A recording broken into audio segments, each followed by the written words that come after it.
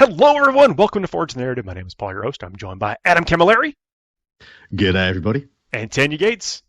Hey, everybody. This will be a video podcast. We're actually going to put this on YouTube in video. It'll be up in podcast form. The people listening through the podcast on their aggregators won't know a difference, but you can go and check us out over there and see what we're up to. Because I'm going to show some stuff off because,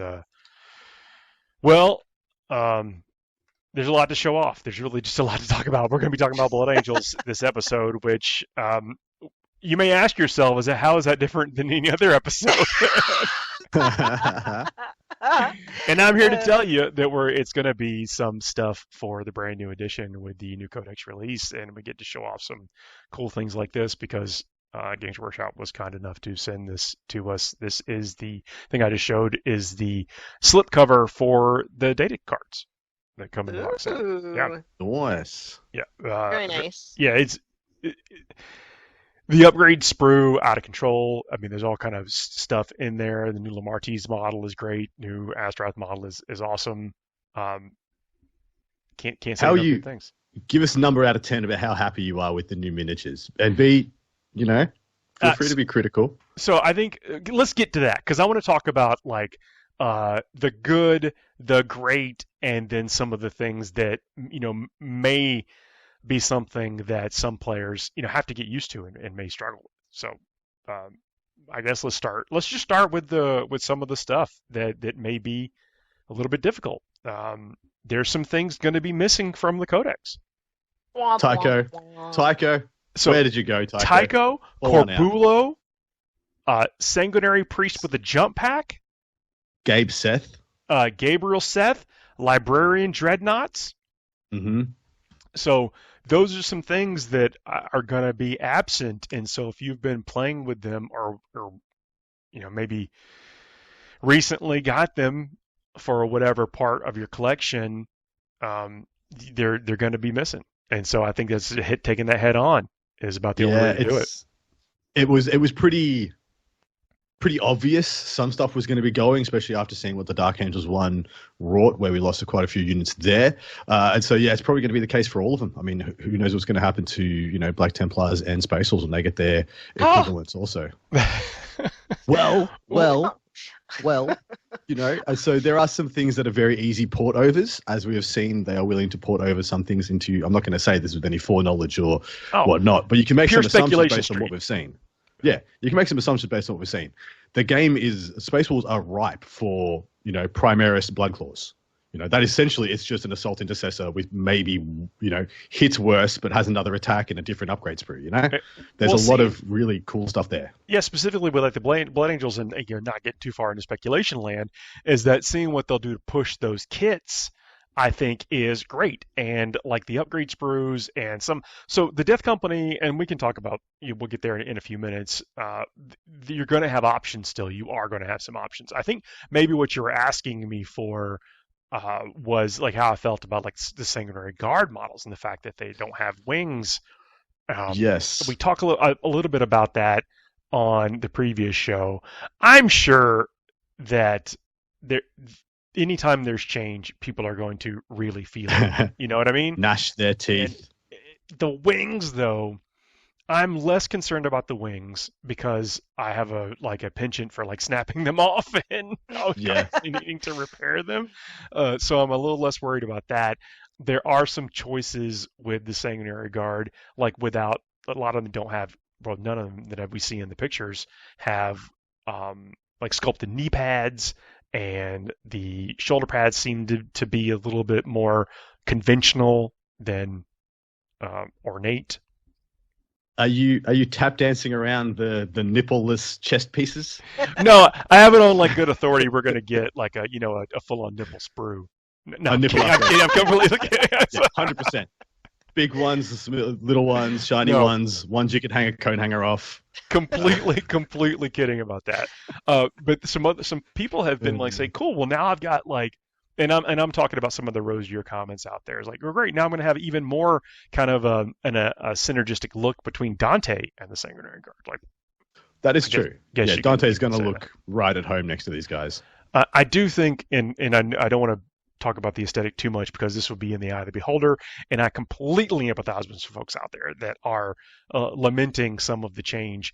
But I'm a kit basher, and so I'm going to use bits. I'm going to swap shoulder pads. I have a bunch of the bits and stuff before, and so I'm going to put them on my Sanguinary Guard where appropriate, and then throw the old Sanguinary Guard right in the trash.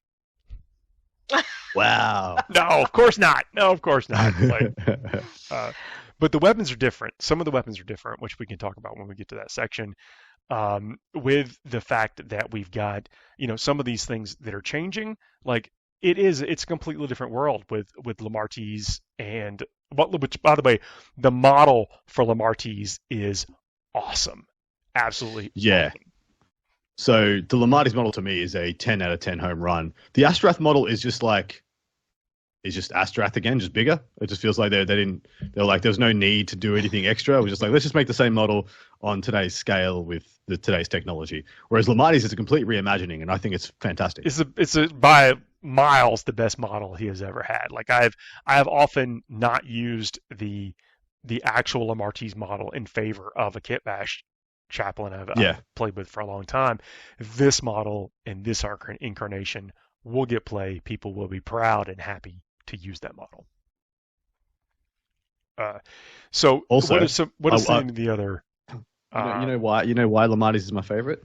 Oh, everyone take one guess why he's my favorite. Because he gets -1 damage to incoming attacks. He's flat-footed on a base. Instant 10 out of 10. No tactical rock. 10 out of 10. He's got his feet flat, and he looks like he's going to do stuff. Everyone else is like off balance, just skimming off in to the left because whatever world full of tactical rocks they're on, that one was a bit awkward that day. Yeah. So to continue to get some of the not so great out of the way, it's just the things that I think that when we look at the book, what we're going to be like, okay, why did we only go so far and not go even further? And there's a section in here where you can have a Death Company captain and you can have a Death Company dreadnought, but it's only the Brutalis Death Company dreadnought. There's no longer a regular Death Company Furioso dreadnought. Yeah. So no Furioso dreadnought in there. There is the Ball Predator, but I thought this was like a perfect way to maybe put in like a Ball Gladiator. Those types of things.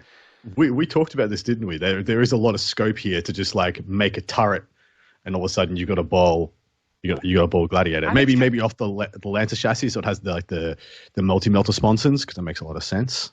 And then bada bing, bada boom. Like maybe And then with the fact if we're gonna go with painting, just models black and having to be the Death Company, why stop it where they stopped?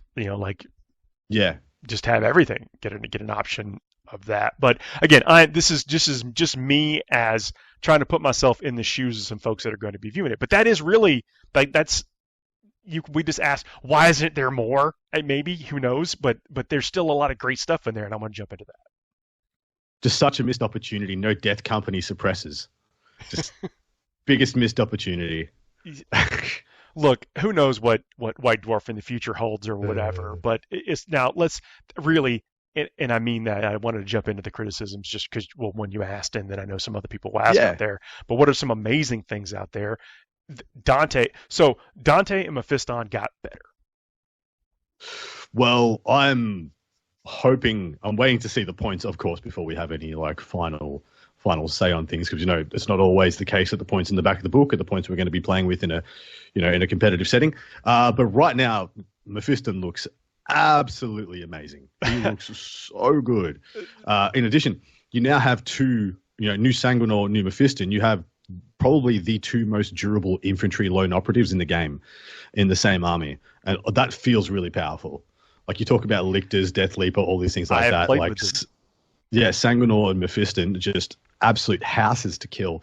2-up saves, invulnerable saves, feel no pains, high toughness than average, and then they just destroy things in combat, and you can just deploy them on the board if you want, Absolutely wild. I reckon it's really powerful. No, I played them, had a chance to play them over the weekend, played them against the Master Terran Forces. I tell you, they're the one limitation is they're not really good at punching Leman Russes to death, but at the same time.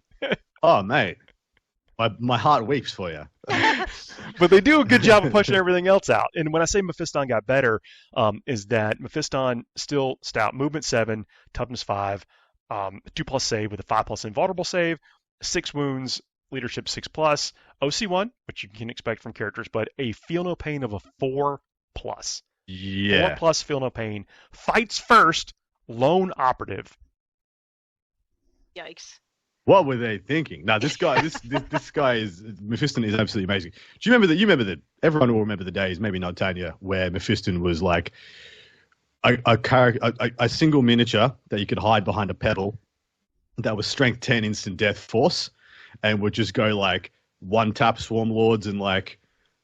That's a nice Baneblade you got there. Be a shame if I Mephistoned it. Bang. Wings of Sanguinius just flying 10 inches and bonk, dead. He feels like he's going to be going much more back to that trajectory. He absolutely is. And also has the quickening, too, which allows him to advance and charge. So there is, like when I said that movement 7, you got a potential of really, really far movement of this lone operative character that can deliver a ton of attacks. Has a psychic attack like Force Lightning in addition to the plasma pistol, and then the Veritas, which is 6 attacks hitting on 2s, strength 9, neg 3 AP, D3 damage. Is really good, really good. Yeah. Epicuro, of course, Chief Librarian Mephiston. Should have been addressing him by his full title the entire time. But my experience with playing with him so far is he did exactly like you're describing. He can go and lock down a table quarter just by the presence being there, that no one really wants to get too close because he's capable of doing so much, and then can still take out a lot of stuff. Well, here's the thing, yeah. You're like, okay, I'm gonna make you think Mephiston's gonna go over and solve this table quarter, and your opponent's like, I reckon I can handle Mephiston, and so they go and they fight Mephiston. Bam, Sanguinor. And you're like, oh shit, there's 2 of them. Yeah. Well, with also, a lot of people have units that are good at completing some of those secondary objectives, containment, those types of things. You can't send out a 5-man squad of anything and hope it's going to stand up against Mephiston, because it probably won't. Nah, it really won't. So mentioned that Mephiston got better. I believe that is the case. Dante, I believe, also better. If we can go down Dante's stats real quick. So Commander Dante, again, I should be addressing them with the full honorifics that they deserve and have earned, is that movement 12, toughness 4, 2+ save, 4+ invulnerable save, 6 wounds. The cool thing here, the Axe Mortalis, 8 attacks, strength 8, neg 3 AP, 2 damage. And then the Perdition Pistol, strength 9, neg 4, D6. But it also has sustained hits, so looking for the 6s on that. Absolutely light things up, which is pretty cool. Yeah, he also gives +1 to advance and charge rolls made for the units that he joins, and +1 attack to the hit roll. So +1 advance, +1 charge, +1 to hit. And of course, at the start of the fight phase, you can force some battle shocks as well with the Death Mask. That came up so much. That came up so much with the battle shock with the Death Mask Sanguinius. And also, we're going to talk about this maybe on the back half of the show, but the Angelic Host allows you to do some bouncing, with jump pack units. Yep. And Dante with that +1 to charge. 8-inch, 8-inch, possibly rerollables. There is a lot of advance and charge in this codex. Going through the 3 detachments, detachments we've been giving, I think all of them have advance and charge. Yeah. Access, either by strategy or the ability to break out of combat, fall back and act normal, and that kind of stuff. Yeah. Yeah. So Dante just adds so much flexibility there. As long as the points are right, he's going to be absolutely amazing. Yeah. So I know so the points in the back of the book may not be what the points are when it comes, and there's a nice little note in the back of the book that says, look, play with these or scan the QR code and go get the most recent points. That is what the back of the book says, which is very nice. But it felt really good to play with the Blood Angels in this codex, and describe why the list that I took, and we'll talk about the detachments like normal. Going with the Sanguinary Guard, 3 units of Sanguinary Guard. squad side's different now. 6 instead of 10. Yeah. Yeah, which is definitely the new skewed for 3 wound Primaris infantry. Yeah. Apart from... But you just said 3 wounds. Black Templars, that's better. Because it is, yeah. And there's another better thing about them. Sword Brethren are 5 and 10. Every other one, Blade Guard, Inner Circle Companions, and now, Sanguinary Guard are now the 3s and the 6s, which I think is cute. I think it enables a lot more balanced options, and now, especially now for Inner Circle Companions and stuff like that, you can put them in Impulsor with the character, thank God, so they're a lot more flexible there too. But man, Sangguards still look fine. They still look really good. Do you like the blade or the spear? So let me drop this hammer. No pun intended, because they don't have hammers. But 4+ invulnerable save. Or power fists. Yeah, but 4+ invuln. 4+ invulnerable save. Can't just absolutely. When it works, it works. What we say, 4s are fickle. But being able to hang out and with an extra wound and a 4+ invulnerable save, where they weren't able to hang out really before in certain situations, was massive. And I did not miss at all the extra models in the squad. That, of course, is very situational, but I still felt like they could hang tough. So right now in the back of the book, and of course, like we said, take it with a grain of salt, they are 50 points a pop, which ain't cheap, but I don't believe what they're bringing breaks the bank either. Like, you're not going to feel bad about taking a unit of these, especially when you attach a character. And so they're -1 to hit, -1 to wound, 2+ armor save with access to armor contempt, and of course cover, 4+ invulnerable save. Like, you think about the price comparison between them and Blade Guard, who essentially are, 3 wound, 4+ invulnerable save infantry, but they don't have jump packs. They don't have a premium gun as well, which they definitely do. You're talking about the Inferno pistol. You can still get an Inferno pistol on there. Exactly right. Yeah, exactly right. Yeah, so just a quick price comparison as soon as my points load up in my app. So a Blade Guard veteran costs you, how much at the moment? 30 points a pop. So it is 20 points difference. Take it with a grain of salt. But 20 points, you have double the movement plus fly, a 2+ armor save instead of a 3+ armor save, the same amount of attack with arguably better weapons, a actual gun on each model, and -1 to hit and possibly -1 to wound. I think that is a lot for 20 points. So you asked about the sword or the spear.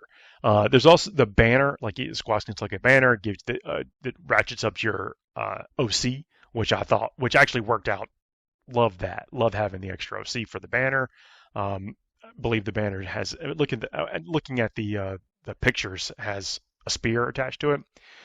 I actually like both weapons, but I like the sword when I paired them with a Space Marine captain with the jump pack, because the captain allows you access to a stratagem at a discount with their special captain ability, Rights of Battle ability, and I found myself gravitating to them, giving them lethal hits and precision with the stratagem out of the Angelic Host, and I felt the extra attack. So the sword gives you 4 attacks per, the spear is 3 attacks per, but the spear gives you lance being +1 to wound, which is always good, but I felt like when I was going to access that stratagem more often, i.e. at that discount, that I wanted the extra attacks to get the lethal hits. Yeah.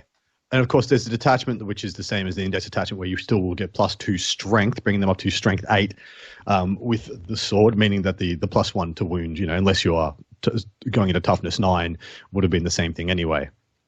Yeah. So, I personally think the swords are probably slightly better, but I can see where you're playing against, Imperial Knights and things like that, the lance will really come in handy. That may be where our perception is like I was trying to stab into Lehman Russ's and needed the extra the extra +1 to wound, which was good. But also I think the lethal hits, again with that stratagem, sword having the extra attacks was good.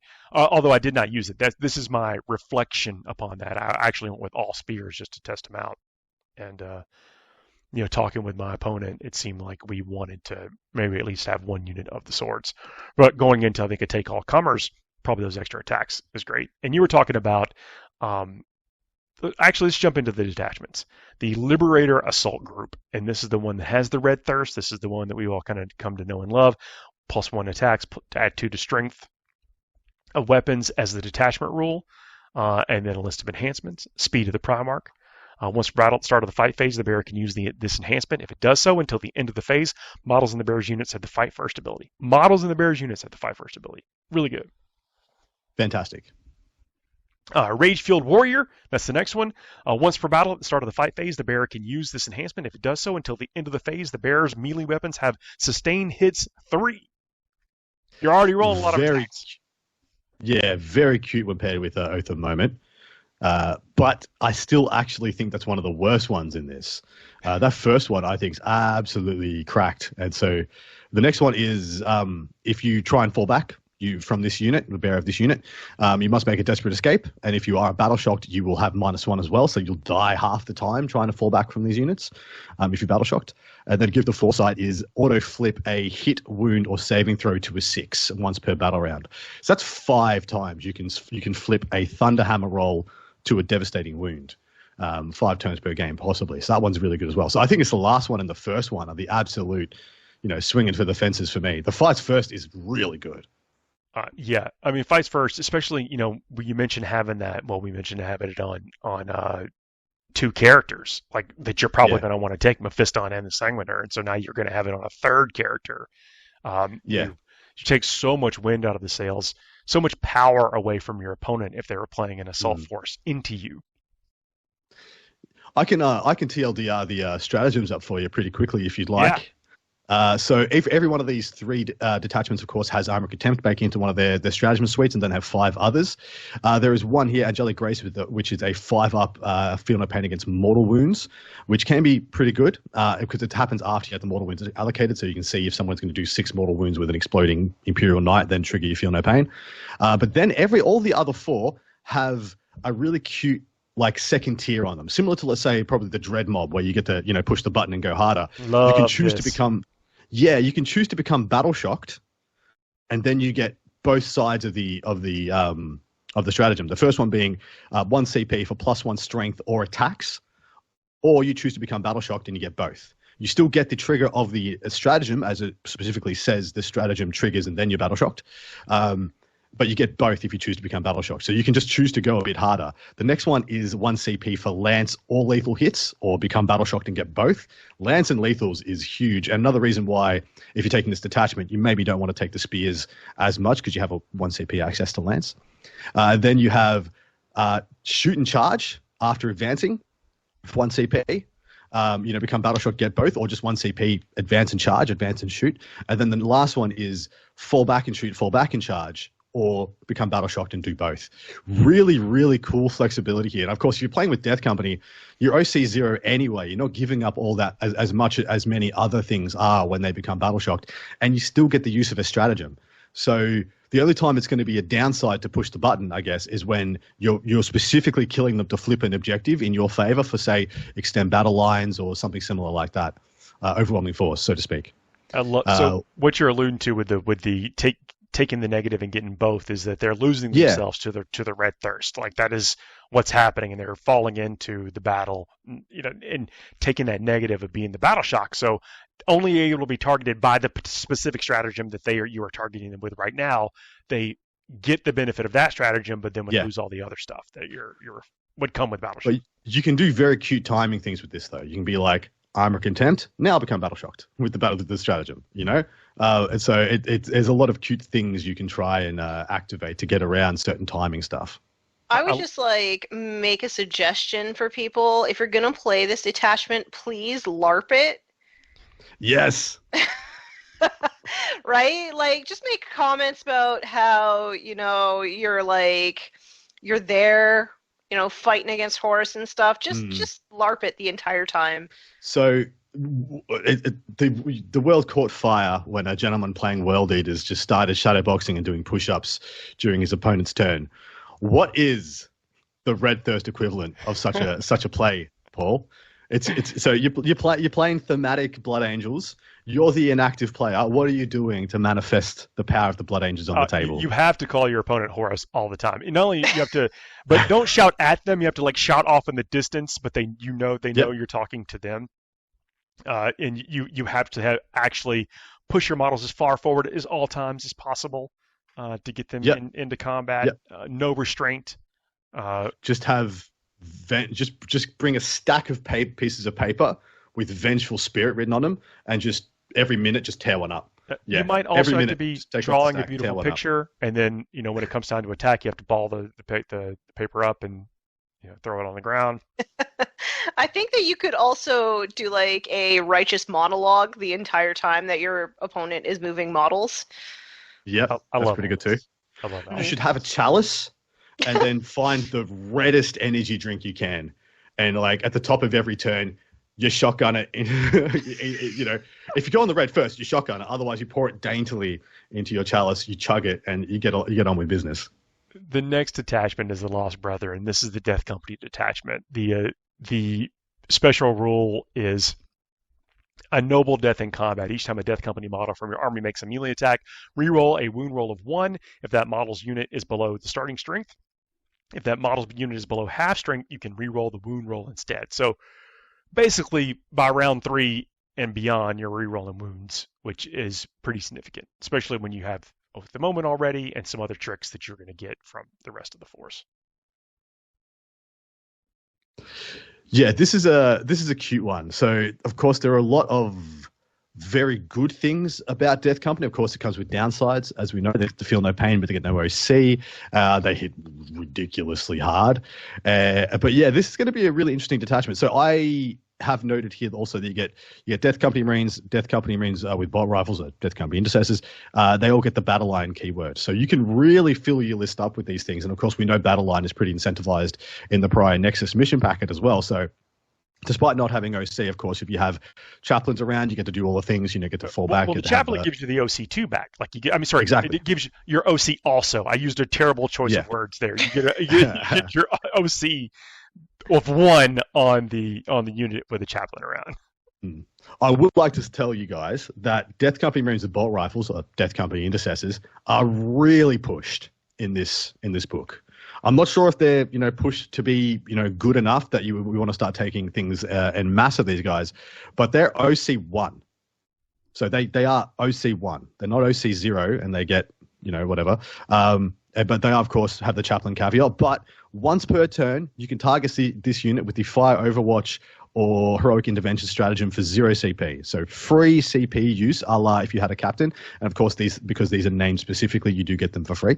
And each time the model this unit makes a ranged attack, you can reroll the hit roll, or you can reroll the charge roll, whichever one applies. I really love this unit. And we finally have a Primaris Eviscerator. Praise freaking be. I'm so happy. The upgrade sprue is actually, it's 2 frames. It's not just one upgrade. Like there's a bunch of stuff that's on there. You're going to be able to sprinkle those around, and that the box that we're talking about right now is an amazing value. You get so many upgrade sprues in there and bits and parts. Like you can start to rebuild your treasure trove of cool Blood Angel bits for all your primary needs. Like it's so. For every 10 Death Company Marines with bolt rifles, you can have 1 Eviscerator, and then for every 5 models unit, 1 model can be equipped changed with a grenade launcher, of course. And then 1 model's close combat weapon can replace one of the following: Power Fist, Power Weapon, the Thunder Hammer. Of course, you're taking the Fist or the Thunder Hammer. So you can have 5 guys with, as far as I can tell, a Sergeant.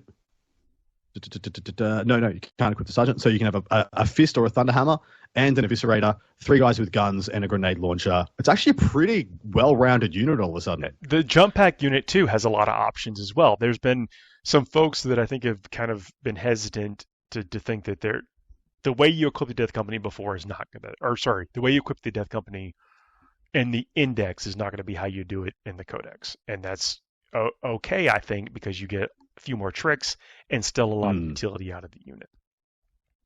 So the enhancements for this detachment, Sanguinius' Grace, once per battle. At the end of the fight phase, if the bearer is within engagement range of 3 or more enemy models, the bearer can fight 1 additional time. That is sick. That is one of the first fight twice as we've seen in this entire game so far. Blood Shard, Death Company model only. The first time the bearer is destroyed, at the end of the phase, roll a d6 and a 2+, set the bearer back up. That is not close to where it was destroyed, not within engagement range, with 3 wounds remaining. Cute, very good, very, very not Death Company. They're reborn. They wanted to die. They wanted to die. Come back. But it didn't work. Didn't take. Too tough. I do like the to slay the War Master is the title of the next enhancement. It's pretty much once per battle at the start of the fight phase. When you're within engagement range of 1 or more enemy character units, you pretty much get to grenade them. So you roll 6d6 for each 4+. One character model in that unit suffers a mortal wound. But if I'm reading this right, the character model, so you get to snipe them in the unit with the mortals. So you don't, because usually unless you have precision, you can't allocate attacks to the character units and roll a d6. For each 4+, 1 character model in that unit suffers 1 mortal wound. You are sniping them in combat with a grenade stratagem on their character. I've got 3 wound characters over my guard army. You had 3 wound characters in your guard army. Yeah, I hate this. Absolutely hate this, mate. Yeah, this is cute. This is really cute. I'm not sure how good it is because you want to be playing in a meta where this is going to pop off. But I think about accursed cultists. They have a 5+ invulnerable save as long as they have this little 3 wound idiot in the unit from the Dark Commune. And you're like, here's a grenade stratagem to the face in combat with precision, baby. Take them all. See you later.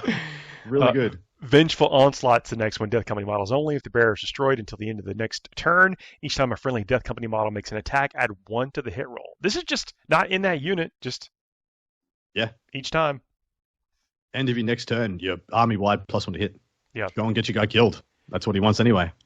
Digging that. And go into the suite of stratagems. All these have armor and contempt. That's the gimme for all the Marines. Yeah. Get armor and contempt. Which, by the way, I'm glad it's there. Did use it. Will continue to use it, even on Sanguinary Guard.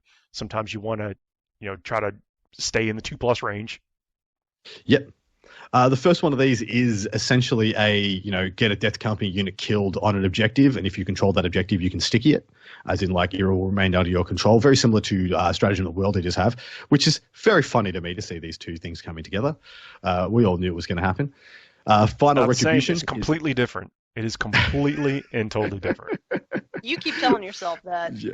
Final Retribution is a 1 CP fight on death. Adding 1 to the result if the unit is within 12 of a chaplain. On a 4+, they fight on death. 3+ if within range of a chaplain. That's pretty good. 1 CP, 3+ fight on death is a pretty good rate for such a thing. Furious Assault is up next. Typically, though, I'm somewhat against. Well, I'm not against them existing. I'm just against using command points I have to burn and then roll to see if something happens. But this seems worth it. Yeah, it does. Undoubtedly, you'll find reasons to use it. Furious Onslaught is up next, and it will give you a much better reach on your pile-in moves, where you move a D3 +3 instead of 3, and if you're within 12 of a chaplain, you just pile in 6. That's huge. Where it's huge is with the fight twice, once per game of Sanguinius' Grace, where you can pile in, get within range of 2 units, kill 1. You consolidate within range of 3 models, and then your Death Company character fights again, which can be really sick. Lost to Rage is up next. Improve the attacks, strength, and armor penetration characteristic of melee weapons equipped by models in your unit by 1. Unless your unit is within range 12 or more of a chaplain models, you have hazardous on those attacks. 1 CP until the end of the phase. Improve the attacks, strength, and AP. Digging that. Have to be below starting strength, of course. So with that unit, so 1 Death Company unit from your army that is below starting strength has not been selected. Which is not hard to do. Phase. It's not hard to achieve being below starting strength. No, but 1 CP for +1 AP strength and attacks is insane rate in the current game, especially on Death Company models. You probably don't need the help most of the time. But those 2 guys that are left out of their 10-man unit, when they go up and they just kill an Imperial Knight. I don't see the requirement for chaplains in the Death Company as a liability. I think it's very on theme, on brand, and I don't mind it having to be there. It's how to unlock the coolness of them.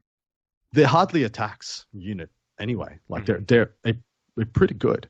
And then last one, Wrathful Rampage. It's in your movement phase. Just after a Death Camp unit from your army advances, it is 1 CP, advance and charge. If your unit is in 12 of a friendly chaplain model or is below starting strength, your unit is eligible to shoot also in a turn in which it advanced. So another, access to advance and charge, or possibly even advance and shoot on top. Really good stratagem suite. Lost to Rage. Yeah, 1 CP plus 1 strength attacks and armor penetration is the absolute winner for me. Just Lost to Rage. You know how it is. Yeah. When the chips are down on your turn 4 and turn 5, you have like a quarter of your army left versus your opponent's quarter of their army left. That thing is just going to pay dividends. Completely agree. Let's talk about this third and final detachment in the book, and then we'll take a quick break. This is the Angelic Host. This is the one that drew me to the most, actually. This is the one I kind of leaned heavily into with my play test. This is upon Wings of Fire. At the end, this is the detachment rule. At the end of your opponent's turn, you can select a number of Astartes jump pack units, depending on the point value. If you're playing 2,000 points, Strike Force, it's 2 units. Once you have made your selections, remove those units from the battlefield and place them into strategic reserves. In the reinforcement step of your next movement phase, set each of those units up using their Deep Strike ability.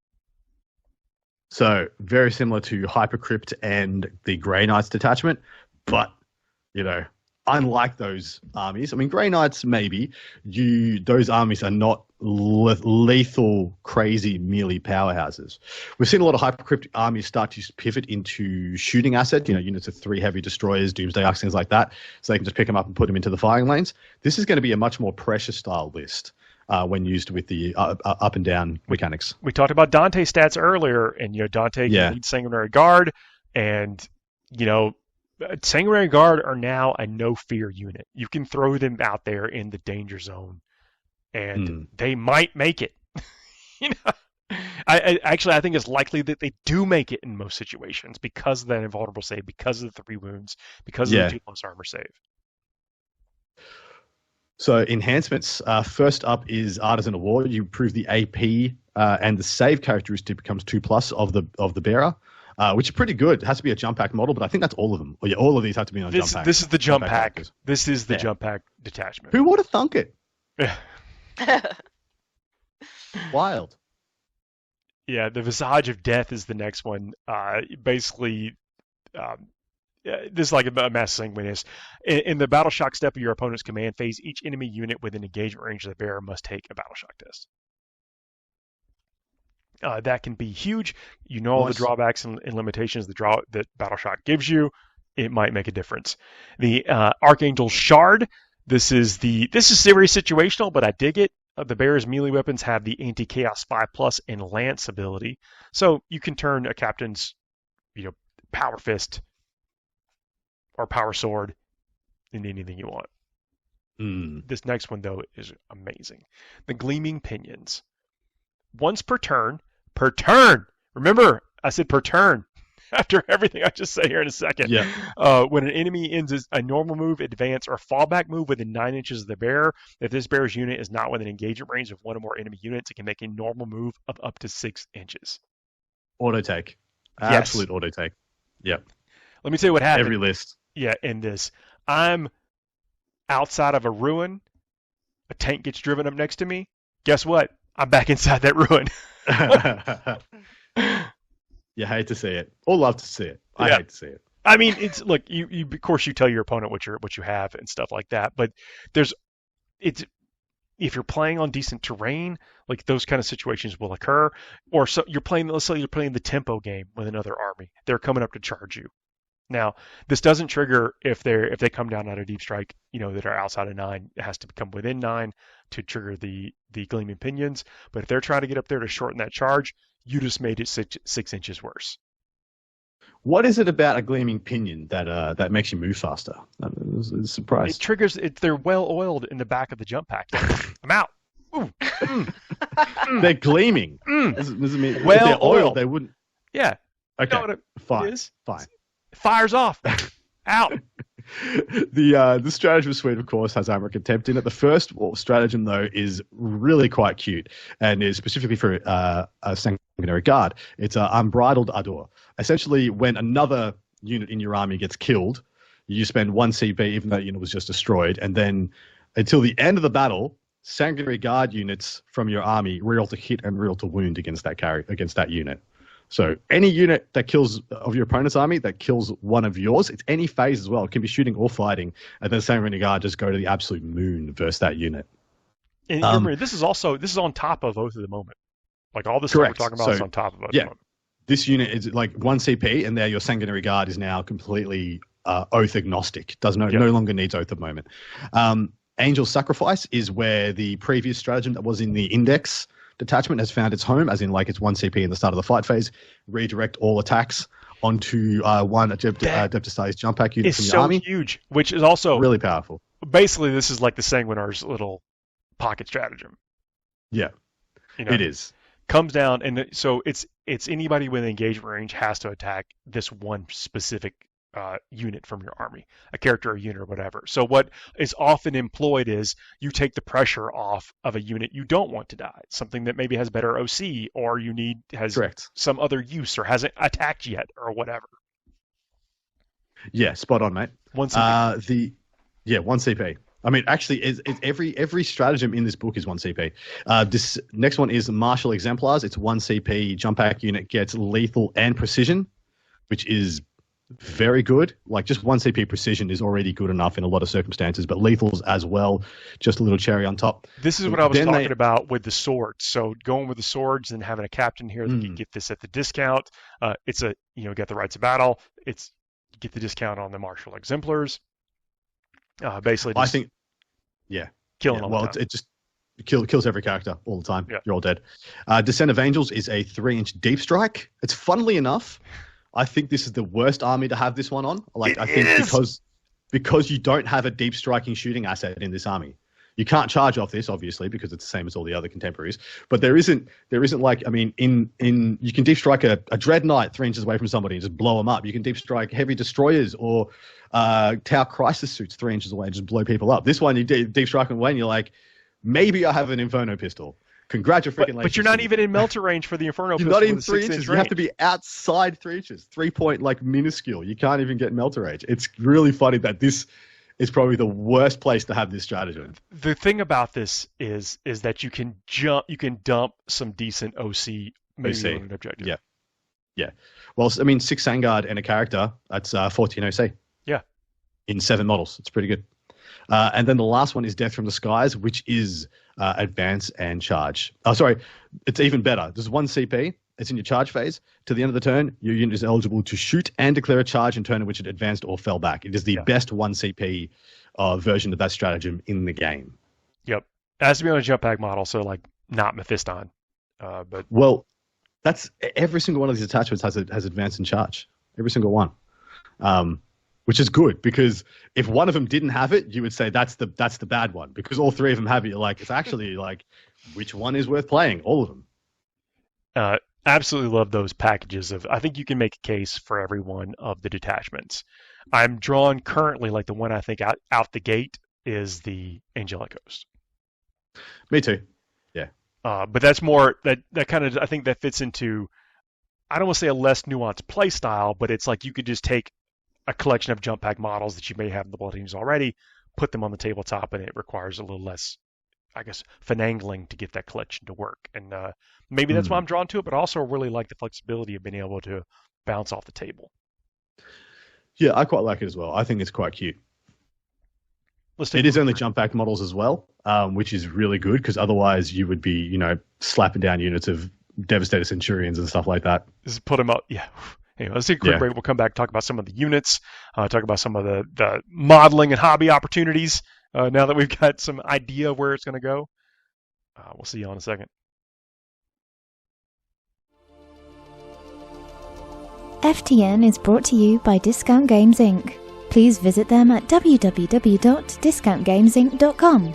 And don't forget to ask Jay about ways to save even more on your hobby projects. We are back, everybody. Hope you enjoyed the break. Check out our sponsors. Check out these t-shirts. This is the t-shirt. One of the t-shirts you can get. The link's in the show notes, I believe. I got a compliment on it just by some random person. I was walking around earlier today outside. They said, I thought your shirt said forget the narrative. I'm like, that's part of the irony. Yeah, exactly. That was amazing. Sometimes I also have a shirt, but mine looks different from yours. Mine there's a couple different designs up there. Yeah, a little logo here, and then it's got like a big logo on the back. It's pretty cool. So sometimes the title of the show is ironic. Oh, but talking about Blood Angels right now, Ball Predators in here, and if I had to give a critique, there's not really any stratagem support or seem to be like a real good home support for the Ball Predator. I think the Ball Predator still has similar uses that you were taking it before, but I would have liked to seen some of the like real support around this model in the Codex, other than just being just like a vehicle that happens to have some Blood Angel icons. Yeah, cool stuff. Yeah, like we talked about this previously when we were talking about we're ripe for like a chapter-specific gladiators. I also think we're ripe for chapter-specific repulsors and land speeder storms and stuff like that. Could you imagine having a land speeder storm? We don't have it. No, I know. Yeah. But you're maybe there's a reason you're thinking about this. Well, I would definitely like Blood Angels to have like a flamer gladiator, so I could have a plasma gladiator. But how cool would it be to have a flamer on a land speeder storm? Like just a land speeder storm, just with a storm speeder. Jeez. Sorry, guys, not a land speeder storm. A storm speeder variant that's just full of flamers. It makes no sense, but hell yeah, let's do it. Dude, I'm with you. I'm absolutely with you. But going to some of the more signature units, so the Death Company Marines, like with jump packs, we've talked about this a little bit before, hinted around it, but they've movement of 12, toughness 4, 3+ save, 2 wounds, which is what you would expect. Leadership 6+, OC 1, OC 0, not without a chaplain. Yeah. But they do have a built-in reroll charge rolls made for the unit, which is nice. So another thing that will keep you, from having to spend your precious command points, because you will be, like you did say that everything's like 1 command point, but you're going to want to spend a lot. Like it is just all gas. There's a lot of usable command points, a lot of usable stratagems. We didn't mention what the actual profile of the Eviscerator was either. So sustain hits 1, 3 attacks, hitting on 4s, which is a little unfortunate, but there's a lot of ways to get around that in this book. Strength 7 -2, 2 damage. I think they are really cute, especially with having rerolls to hit already built in on all the Death Company models, so you're not really worrying about not having Oath of Moment with these guys. In fact, the Death Company detachment is like one of the least Oath of Moment centric Marine armies I've ever seen. They're just like, we don't even need. I'm gonna put my Oath token over here on your unit in the back just to flex on you and show you how little I need this thing. So the list that I played with was 3 units of 6 Sanguinary Guard. It's a lot of points, but I really did enjoy playing with them. Mephiston, Dante, Lamartine, a unit of Death Company with jump packs. A captain with a jump pack with a power fist and a plasma pistol, the Sanguiner, also the gleaming pinions on the captain. I think that is a don't leave home without it. Agreed. 1 unit of incursors, 2 units of infiltrators, and that was the list. Now, how I would change that on my next playthrough, in the list that I had with the Sanguinary Guard and the other characters, I'm not sure that I needed Lamartine and the Death Company jump packs. I'm also not sure that I needed 2 units of infiltrators. I probably would. So it's easy to get in love with not having battle line on your units. Yeah. But this mission pack really incentivizes battle line. So I think I would include some of the assault intercessors, just the regular non-jump pack assault intercessors, and some jump pack intercessors in the list without the Death Company. I felt like I had enough power and punch in the Sanguinary Guard and the other characters to where maybe I didn't need to invest in that other character and this other expensive unit. Yep, I get you.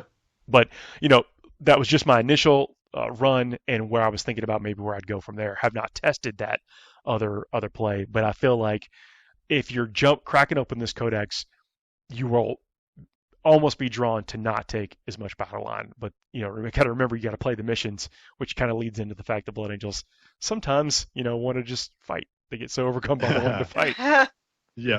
So having to rein it in just a little bit, I would include some more battle line in that list. But, you know, but that wasn't to say the Death Company weren't good. The Death Company are absolutely amazing. Just this particular shell of a list, I think, was built to where not necessarily needing that, but that's more got me thinking about what the depth of this codex is. And I think there are multiple good builds out of here, which is kind of like one of the ways I kind of rate how great a codex is by how much I can change how I play and still be viable / competitive. I don't know what y'all's thoughts are past that on like the depth of the codex. I think so. It's interesting, right? So these detachments do so much for all the Blood Angels specific units that you want to take. But the interesting part is that they do little to nothing for, you know, things like Hellblasters, Eradicators, Inceptors, Scouts, like the mainstay Space Marine units. Kind of like are not pushed to the side, but they're taken out of the magnifying glass. Where in just about, I think just about everything except Black Templars, I mean, even every Dark Angels list that I play has, you know, Eradicators and or Hellblasters in them. And these ones, those are really relegated to just utility. Like the units that you've been given in this book are so pushed, as long as the points are, you know, in a reasonable manner, that you're like, well, I just get to play with Blood Angel stuff. This is awesome. And you're talking about like the detachment rules and the stratagems. They're all like really focused on the stuff that you have. Yeah, correct. The only one that I would say is that similar to how the Index detachment is now, the Red Thirst detachment, I believe, leans itself very heavily to taking a lot of jump pack intercessors. But you can take Death Company jump pack intercessors as well if you want it instead. So yeah, I do think like the Blood Angel specific units in this book seem very, very in sync with the detachments, which I think is a great plus. And I'm actually in love with the Sanguinary Guard. Like I think that the beef they've got, the additions they've got, really are good. And although how often do we come when we're building lists, we sometimes find that the third unit isn't necessarily is the superfluous one. So you're better off diversifying those points. If the third unit comes out, the Death Company are probably going right back in. Because they get so much cool stuff. Like with Lamartine still does the thing where he subtracts damage coming in. You know, so you got to really hit them hard, and then of course the rerolls to hit, and then the rerolls to charge. Like they don't need a lot of help from your command points, which is pretty big. Yeah, I mean, and that's why I think an MSU just jump pack army, and it can very well be Angelic Host. It can be actually any of these, and you can make that army. Actually, that's really cool. You can make just like here's 1 or 2 units of 10, either Death Company or Assault Intercessors or with jump packs or Death Company jump packs. And then here's just 5 mans of all the good units. And that army can play in every single one of these detachments, which is not something I can say for the Dark Angels Codex. You can have one 2,000 point list that can just play completely differently in 3 different flavors in the same Codex. I think that is really good for players, for the player base. Whereas I have one where I have Inner Circle, which is just like Inner Circle. It's like 4 units. I have one that is just Ravenwing, which is just Ravenwing. And then I have one that's like Green Wing, but worse than Gladius. And so I'm kind of jealous. So I think you're hit the nail on the head with that basically MSU jump pack type style. And that's so in with the changes that I was talking about to that list, I'm basically trading 1 unit for 4 units to basically give me advantages completing the missions. So that's, who knows what that magic combination is, but it seems to fit on theme and does better, maybe potentially doing better at the missions. But you know what? Also taking your opponent completely off the table with some cool units helps. So one thing we sometimes do and don't talk about on these shows, and we've been doing it for years, how do we like the current like codex structure? I'm actually just scrolling through the codex right now, and I am adoring the collage of new and old art pieces that they've put into this book. Like the first one that I noticed come up is the OG Golden Tycho, versus the Gene Stealers. These are the black trim red blood angels with the yellow blood drop. And just such an evocative piece. Yeah, and let me show you some art. Like, this is when you open your box. This is like the first thing that you see. Like, oh, that's sick. Yeah, and then on the really back, like that.